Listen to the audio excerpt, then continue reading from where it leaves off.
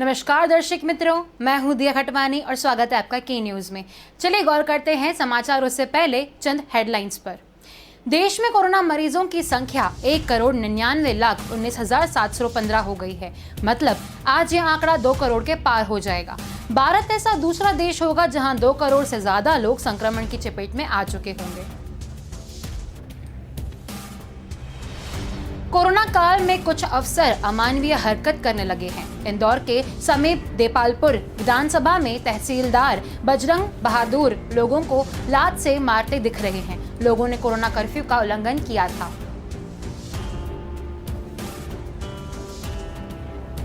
बिहार के बाहुबली नेता व पूर्व सांसद मोशाबुद्दीन के निधन के बाद लापरवाही की एक बड़ी बात सामने आई है। आरोप दिल्ली के तिहाड़ जेल प्रशासन और इलाज करने वाली मेडिकल टीम पर लगा है। महाराष्ट्र में पिछले 24 घंटे के दौरान कोरोना के 56,647 नए मरीज मिले। 669 मरीजों की मौत हो गई है, जबकि 51,356 संक्रमित ठीक हो गए हैं। राज्य में रविवार को मिले नए मरीजों की संख्या पूरी दुनिया में सबसे ज्यादा है। पूरे प्रदेश में आज सोमवार से कर्फ्यू कम लॉकडाउन की नई गाइडलाइन लागू हो चुकी है। राज्य में पहले से चल रही लॉकडाउन जैसी पाबंदियों को 17 मई तक बढ़ाया गया है। इस बार सख्ती ज्यादा है। चलिए गौर करते हैं अब मुख्य समाचारों पर। देश में कोरोना मरीजों की संख्या 1,99,19,715 हो गई है। मतलब आज ये आंकड़ा 2 करोड़ के पार हो जाएगा। भारत ऐसा दूसरा देश होगा जहां 2 करोड़ से ज्यादा लोग संक्रमण की चपेट में आ चुके होंगे। अमेरिका में सबसे ज्यादा 3.38 करोड़ लोग संक्रमित हो चुके हैं। पिछले 2 दिनों से नए मरीजों के आंकड़े में गिरावट दर्ज हो गई है। रविवार के देश में 3,69,492 मरीज सामने आए हैं। 2,99,800 लोग ठीक हो चुके हैं। शुक्रवार को देश में रिकॉर्ड 4,02,014 लोग संक्रमित पाए गए हैं, जो शनिवार को घटकर 3,92,459 हो गए थे। सबसे ज्यादा मौतों वाले देश में भारत मैक्सिको को पीछे छोड़कर तीसरे नंबर पर आ गया है। यहां अब तक 2,18,945 लोग दम तोड़ चुके हैं। इस मामले में अमेरिका पहले नंबर पर है। यहां 5.92 लाख लोग, ब्राजील में 4.7 लाख मौतें हो चुकी हैं। चौथे नंबर पर पहुंचे मैक्सिको में अब तक 2.17 लाख मौतें दर्ज की गई है। कोरोना काल में कुछ अफसर अमानवीय हरकत करते दिखाई दे रहे हैं। इंदौर में समीप देपालपुर विधानसभा में तहसीलदार बजरंग बहादुर लोगों को लात मारते दिखाई दे रहे हैं। लोगों ने कोरोना कर्फ्यू का उल्लंघन किया है। लोगों के मरने में वीडियो भी लोगों ने रिकॉर्ड कर लिया है। मामला सामने आने पर कांग्रेस ने तहसीलदार बजरंग बहादुर का मुंह काला करने की बात करी है। इंदौर जिला प्रशासन सभी जगह कर्फ्यू उल्लंघन करते वालों को कड़ी कार्रवाई कर रहे हैं। देपालपुर इलाके के चमन चौराहा की घटना ने उनका कार्यशैली पर ही सवाल खड़े कर दिए हैं। एक अफसर इस तरह से अमानवीय हरकत करता दिखाई दे रहा है। तहसीलदार बजरंग बहादुर का वीडियो वायरल होने के बाद लोग सवाल उठा रहे हैं। वीडियो में तहसीलदार बजरंग बहादुर चमन चौराहा पर कोरोना कर्फ्यू का उल्लंघन करने वालों को रोकते हैं। उनके मेंढक कूद करके आधा किलोमीटर चलने के लिए वहां जाता है। बकायदा बैंडबाजी के साथ उनका जुलूस निकलता है। जब लोग मेंढक कूद करके चलते हैं तो तहसीलदार उनके लात मारता है। जो भी खड़ा होता है वह उसे दौड़ दौड़ कर लात मारता है। इस दौरान उनके साथ पुलिसकर्मी और अन्य कर्मचारी रहते हैं। जनता को लात मारते हुए भी दिखाई दिए वीडियो सामने आने के बाद कांग्रेस विधायक विशाल पटेल ने इसकी निंदा की है। सोशल मीडिया पर एक मैसेज भी वायरल किया गया है, जिसमें दिखा कि तहसीलदार बजरंग बहादुर के खिलाफ यदि कार्रवाई नहीं होती है तो कांग्रेस कार्यकर्ता तहसीलदार का मुंह काला करेंगे। बिहार के बाहुबली नेता व पूर्व सांसद मोशाबुद्दीन के निधन के बाद लापरवाही की एक बड़ी बात सामने आई है। आरोप दिल्ली के तिहाड़ जेल प्रशासन और इलाज करने वाली मेडिकल टीम पर लगा है। जेल के जिस सेल में शाबुद्दीन को रखा गया था, उसमें सैयद अली नवाज नाम का कोरोना पॉजिटिव कैदी था। यह जानने के बाद भी जेल प्रशासन ने दोनों को अलग नहीं किया। पूरे 7 दिनों तक दोनों को एक ही सेल में रखा। शाबुद्दीन के एडवोकेट रणधीर कुमार की तरफ से दावा कहा गया है कि उन्हें साथ रहने वाले कैदी से ही कोरोना वायरस का संक्रमण हुआ है। एडवोकेट रणधीर कुमार ने तिहाड़ जेल प्रशासन पर शाबुद्दीन का इलाज कराने में भी भेदभाव बरतने का गंभीर आरोप लगाया है। उनकी माने तो तिहाड़ जेल में बंद अंडरवर्ल्ड डॉन छोटा राजन भी कोरोना का शिकार हुआ था। बीमार पड़ने पर उसने इलाज के लिए एम्स भेजा गया था, जबकि मुशाबुद्दीन को दीनदयाल उपाध्याय हॉस्पिटल में एडमिट कराया गया था। जहां इलाज के उचित इंतजाम नहीं थे, वहां सिटी स्कैन करने वाले मशीन भी नहीं थे। डॉक्टर ऐसे मेडिसिन लिख रहे थे जो बाजार में मिल नहीं रहे थे। उनके हालात के मारे परिवार को कोई जानकारी नहीं दी जा रही थी। हॉस्पिटल में इलाज के दौरान ही मुशाबुद्दीन ने दिल्ली हाई कोर्ट के एडवोकेट रणधीर कुमार के कांटेक्ट किया था, पूरे मामले की जानकारी दी थी। उन्होंने बताया था कि साथ रहने वाली कैदी 17 अप्रैल को कोरोना पॉजिटिव हुआ था, फिर भी दोनों में से किसी को अलग नहीं किया गया था। जब वो बीमार पड़े तब हॉस्पिटल भेजने में देर की गई थी। फैमिली से भी बात नहीं करने दिया जाता था। आखिर में उन्हें 23 अप्रैल को हॉस्पिटल में एडमिट करा दिया गया था। महाराष्ट्र में पिछले 24 घंटे के दौरान कोरोना के 56,647 नए केस मिले हैं। 669 मरीजों की मौत हो चुकी है, जबकि 51,356 संक्रमित ठीक हो चुके हैं। राज्य में रविवार को मिले नए मरीजों की संख्या पूरी दुनिया में सबसे ज्यादा है। दूसरे नंबर पर अमेरिका है, वहां 30,701 मरीज की रिपोर्ट पॉजिटिव आई है। तीसरे नंबर पर ब्राजील रहा है, वहां 28,935 केस मिले हैं। राज्य में कुल संक्रमितों की संख्या 47,000 के पार पहुंच गई है। इसमें से 6,68,353 मरीजों का इलाज चल रहा है। 70,284 लोग तक महामारी जाने का गवाह हो चुका है। कुल मौतों के मामले में महाराष्ट्र दुनिया के 209 देशों में से आगे है। उत्तर प्रदेश और पश्चिम बंगाल से ट्रेन के जरिए महाराष्ट्र में आने वाले यात्रियों को अब कोरोना की RT-PCR जांच की नेगेटिव रिपोर्ट लाना अनिवार्य हो चुका है। यह रिपोर्ट 48 घंटे से पुरानी नहीं होनी चाहिए। सरकार ने ब्रेक द चेन के तहत इस संबंध में रविवार को आदेश जारी किए हैं। इससे पहले सरकार ने गुजरात, राजस्थान, केरल, गोवा और दिल्ली NCR से आने वालों के लिए यह टेस्ट अनिवार्य किया है। कोरोना की दूसरी लहर के बीच यात्रियों को ट्रेन में बिना टिकट यात्रा करना महंगा पड़ रहा है। अप्रैल में कोटा मंडल टिकट चौकिंग स्टाफ ने चलती रेलगाड़ियों में तथा प्लेटफॉर्म पर बिना टिकट अनियमित यात्रा या सामान बुक के लिए बिना ट्रेन में सफर करने के कुल 17,000 मामले पकड़े हैं। इनमें 1,06,48,320 रुपए जुर्माना वसूला गया है। कोटा मंडल के नागदा कोटा, कोटा मथुरा, कोटा रूठिया और कोटा चित्तौड़गढ़ रेलखंडों में टिकट चौकिंग स्टाफ द्वारा अप्रैल महीने में बिना टिकट 16,950 मामले पकड़े हैं। उसमें 1,06,14,600 रुपए जुर्माना वसूला है। इसके अलावा अनियमित यात्रा करते हुए कुल 23 मामलों में 1,140 रुपए, साथ ही बिना बुक किए सामान का परिवहन करते हुए भी कुल 35 मामलों में 62,580 रुपए जुर्माना वसूला गया है। वरिष्ठ मंडल वाणिज्य प्रबंधक अजय कुमार पाल ने बताया कि कोविड-19 के इस वैश्विक आपदा के दौर में कोटा मंडल का टिकट चेकिंग स्टाफ अपनी ड्यूटी पूरी मुस्तैदी के साथ कर रहा है। संक्रमण की रोकथाम के सभी उपाय किए जा रहे हैं। किसी भी यात्री को बिना टिकट या प्रतीक्षा सूची का टिकट लेकर रेलवे में सफर करने की अनुमति नहीं दी जाएगी।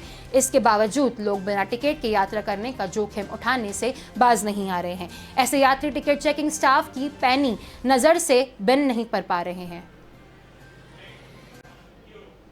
चलिए, वक्त हो चला एक छोटे से ब्रेक का। जल्द मिलेंगे इस ब्रेक के बाद।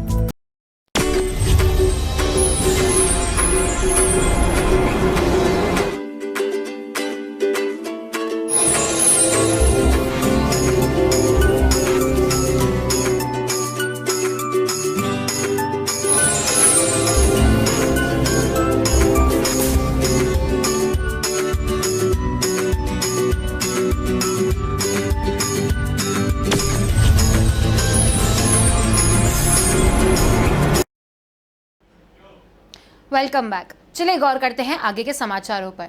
पूरे प्रदेश में आज यानी सोमवार से कर्फ्यू कम लॉकडाउन की नई गाइडलाइन लागू हो चुकी है। राज्य में पहले से चल रहे लॉकडाउन जैसी पाबंदियों को 17 मई तक बढ़ाया गया है। इस बार सख्ती ज्यादा है। शादियों और बाहर घूमने वाले लोगों पर सख्ती का प्रावधान किया गया है।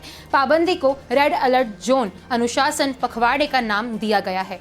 आज से दोपहर 12 बजे से लेकर सुबह 5 बजे के बीच बेवजह बाहर घूमने वालों को RT-PCR रिपोर्ट नेगेटिव नहीं आने तक सख्त क्वारंटाइन किया जाएगा। शादियों में 50 की जगह केवल 31 लोगों को ही अनुमति दी जाएगी। बेड वालों को संख्या से अलग रखा जाएगा। शादी के लिए SDM को सूचना देने के साथ आने वाले मेहमानों की लिस्ट पहले देनी होगी। इस लिस्ट में शामिल लोगों के अलावा और कोई शादी में नहीं आ सकेगा। शनिवार और रविवार को वीकेंड कर्फ्यू जारी रहेगा। राजधानी जयपुर में कलेक्टर ने सभी खेल मैदान और पार्क बंद करने का आदेश जारी किया है। गृह विभाग की गाइडलाइन में सुबह 5 बजे से इन्हें खोलने की अनुमति दी गई थी। प्रदेश के बाकी जिलों में खेल मैदान और पार्क खोलने की अनुमति है। वीकेंड पर दूध, मेडिकल और फल सब्जी को छोड़ सब कुछ बंद रहेगा। 17 मई तक आवश्यक सेवाओं को छोड़ सभी सरकारी दफ्तर, बाजार और व्यावसायिक प्रतिष्ठान बंद रहेंगे। सरकार को रेवेन्यू देने वाले विभाग खुल रहेंगे। शराब की दुकानें पहले की तरह सोमवार से शुक्रवार को सुबह 6 से 11 बजे तक खुली रहेंगी। फैक्ट्रीज में उत्पादन जारी रहेगा। खाद्य पदार्थों से जुड़ी दुकानें, किराना और आटा चक्की सोमवार से शुक्रवार पहले ही सुबह की तरह 6 से 11 बजे तक खोलने की अनुमति होगी। छत्तीसगढ़ के अंबिकापुर में सरकारी अस्पताल के लिए आई वैक्सीन गैरकानूनी तरीके से प्राइवेट अस्पताल में लग रहे थे। मामला शहर के कमलेश नेत्रालय का है।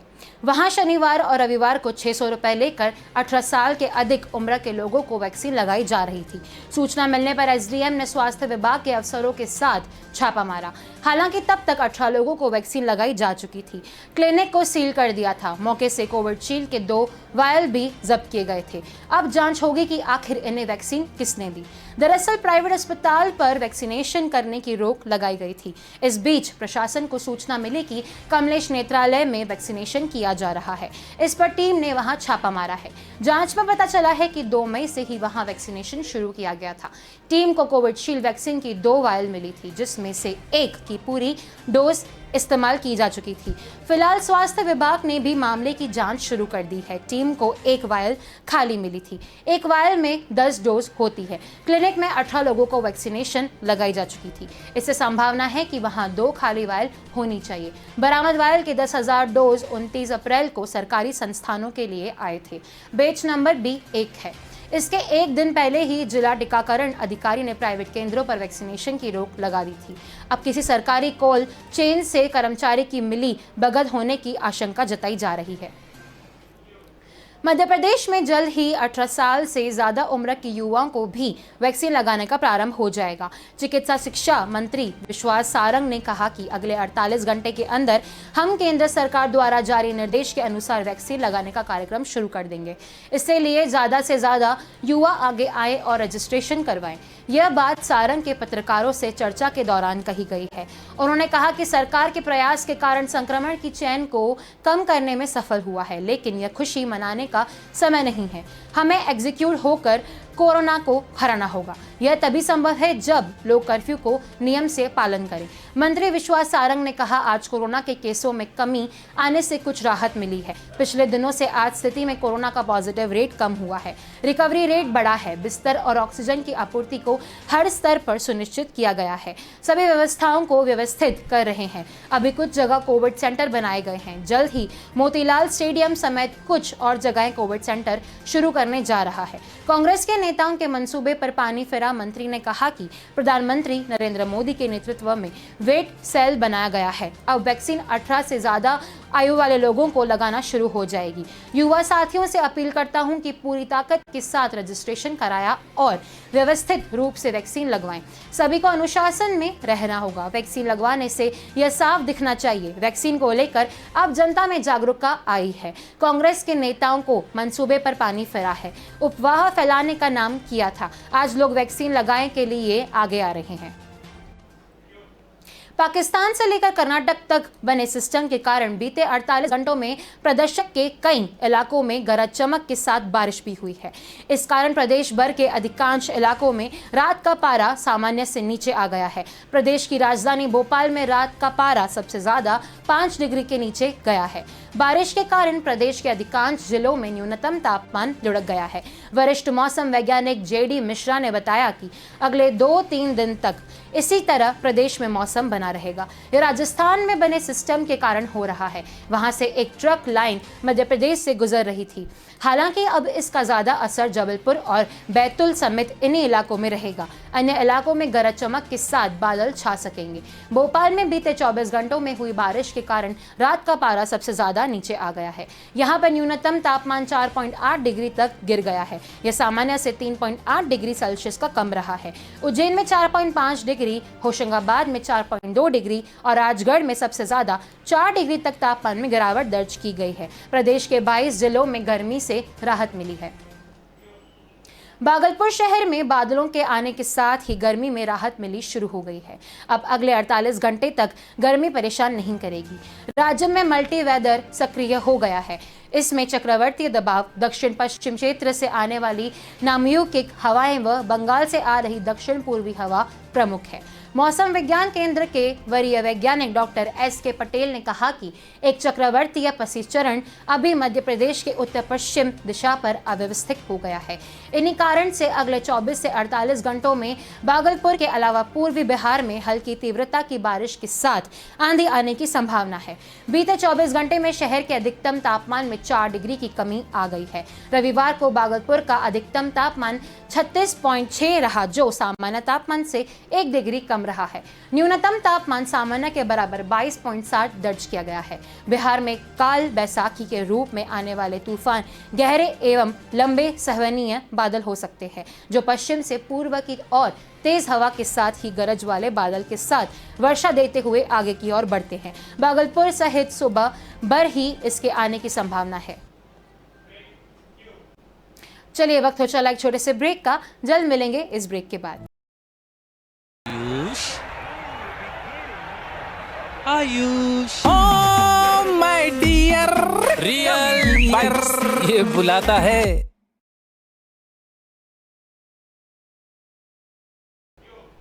Welcome back. चलिए गौर करते हैं आगे के समाचारों पर। घरेलू वायदा बाजार में सोमवार सुबह सोने और चांदी दोनों ही कीमतें धातुओं के भाव में देखी जा रही है। MCX एक्सचेंज पर 4 जून 2021 वायदा के सोने का भाव सोमवार सुबह 0.65% या 304 रुपए की बढ़त के साथ 47,041 रुपए प्रति 10 ग्राम पर ट्रेड करता दिखाई दिया है। इसके अलावा 5 अगस्त 2021 वायदा के सोने का भाव सोमवार सुबह 0.72% या 369 रुपए की बढ़त के साथ 47,390 रुपए प्रति 10 ग्राम पर ट्रेड करता दिखाई दिया है। वहीं वैश्विक बाजार में भी सोमवार सुबह सोने की हाजिर और वायदा दोनों कीमतों में तेजी देखी गई है।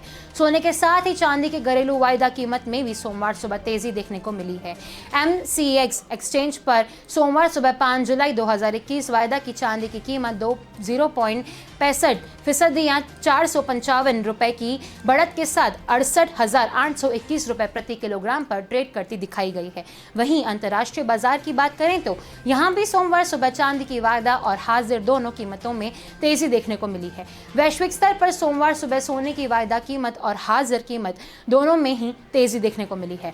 ब्लूमबर्ग के मुताबिक सोमवार सुबह सोने के वैश्विक वायदा भाव कॉमसेक्स पर 0.34% या $6 की बढ़त के साथ $1,773.70 प्रति औंस पर ट्रेड करता दिखाई दिया है। इसके अलावा सोने का वैश्विक हाजिर भाव इस समय 0.27% या $4.78 की बढ़त के साथ $1,773.91 प्रति औंस पर ट्रेड करता दिखाई दिया है।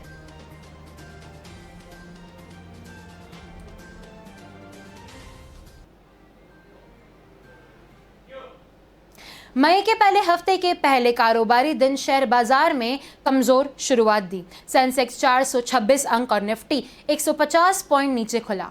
सेंसेक्स और निफ्टी 0.5% से ज्यादा कमजोर चल रहे हैं। हालांकि निफ्टी के छोटे शेयरों वाले इंडेक्स से 0.5% से ज्यादा की मजबूती है। शुक्रवार को सेंसेक्स 983 पॉइंट नीचे 48,782.36 पर बंद हुआ है। वहीं निफ्टी 263 अंक नीचे 14,631.10 पर रहा था।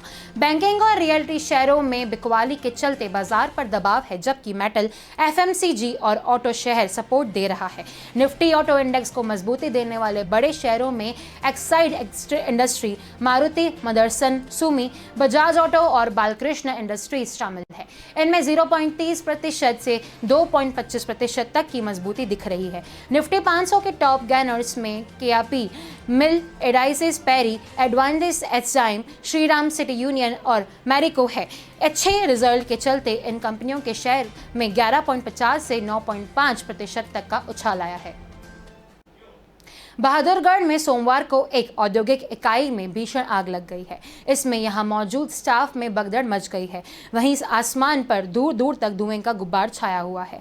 पता लगता है कि अग्निशमन विभाग की कई गाड़ियां मौके पर पहुंची है। फिलहाल आग लगने का कारण का पता नहीं चल पाया है, लेकिन इस पर काबू पाने की कोशिश जारी है। घटना दिल्ली रोहतक रोड पर गांव रोहद में स्थित माशू ब्रेक कंपनी की है। इलाके में यह काफी पुरानी कंपनी है। जानकारी के अनुसार फैक्ट्री में सोमवार सुबह सुबह काम भी शुरू भी किया गया है और इससे पहले ही यहां अचानक आग लग गई।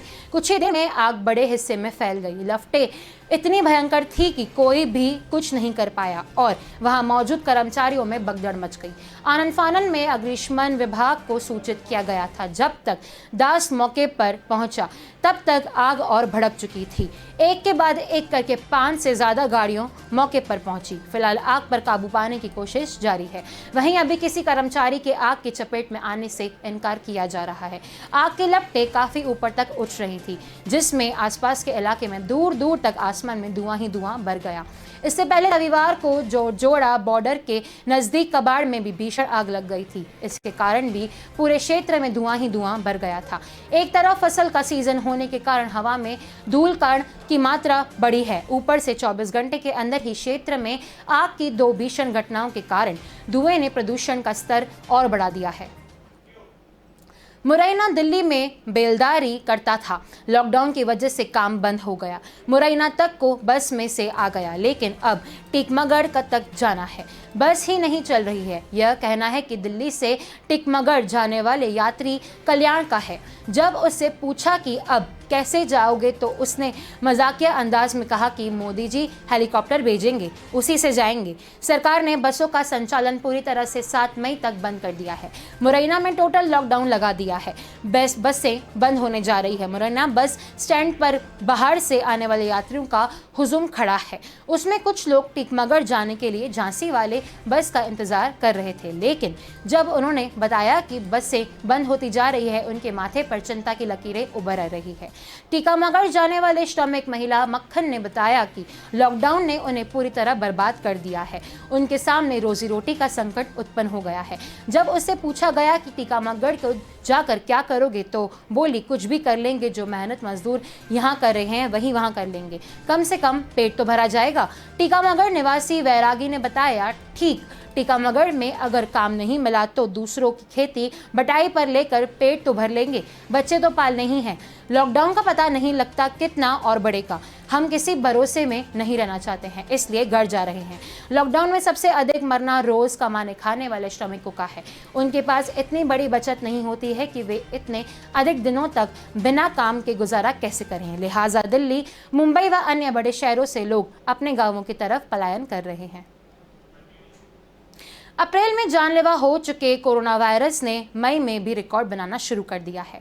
जिला के इतिहास में मई से दूसरे ही दिन पहली बार 525 नए केस सामने आए हैं। इनमें पहली बार सबसे ज्यादा 122 स्टूडेंट्स भी शामिल हैं। इससे ज्यादा सैंपलिंग का असर रहा है या लोगों की जागरूकता का। अब लोग ज़्यादा से ज़्यादा कोरोना के सैंपल भी टेस्ट करवा रहे हैं, जिसके चलते मरीजों का आंकड़ा भी 500 का अंक भी पार कर चुका है। ऐसे में अब जिले में पॉजिटिविटी मरीजों का संख्या 1457 तक पहुंच गई है। दूसरी ओर जिलावासियों के लिए एक दुखद खबर नहीं है, सुखद खबर है। ऑक्सीजन की किल्लत को दूर करने के लिए अब जिले में मकड़ोली खुर्द गाँव में नया ऑक्सीजन प्लांट शुरू करने की तैयारी की जा रही है। हालांकि यहाँ पर बिजली कनेक्शन और लाइसेंस का दिक्कत नहीं है, इससे दूर का कर लिया गया है। अब यहाँ पर लिक्विड ऑक्सीजन लाने के लिए तैयारी की जा रही है। दीपक एयर गैस प्लांट के संचालक शिव कुमार सिंगला का कहना है कि उनकी ओर से भरपूर प्रयास और ऑक्सीजन का प्लांट तैयार किया गया है। अब वे रविवार को लेबर लाने के लिए दिल्ली हो गए हैं। जैसे कि लिक्विड ऑक्सीजन मिलेगी, टैंक को भरकर सिलेंडर रिफिलिंग का काम शुरू कर दिया जाएगा। उनके यहाँ पर एक सिलेंडर भरने की क्षमता रहेगी। गैस लाने के लिए प्रशासनिक स्तर पर सहयोग किया जा रहा है। अभी के समाचारों में बस इतना ही। अधिक जानकारी के लिए देखते रहिए के न्यूज़। धन्यवाद।